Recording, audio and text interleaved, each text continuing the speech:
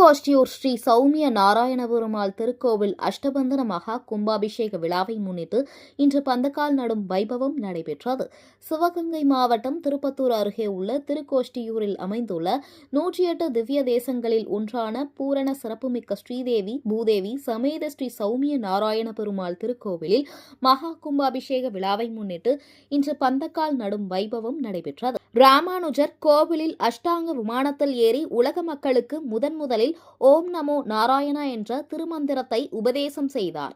பல சிறப்புகள் கொண்ட இத்திருக்கோவிலில் அஷ்டாங்க விமானம் முழுவதும் பக்தர்கள் சுமார் 45 கிலோ தங்கம் கொண்டு பதிக்கும் பணி நடைபெற்று வந்தன.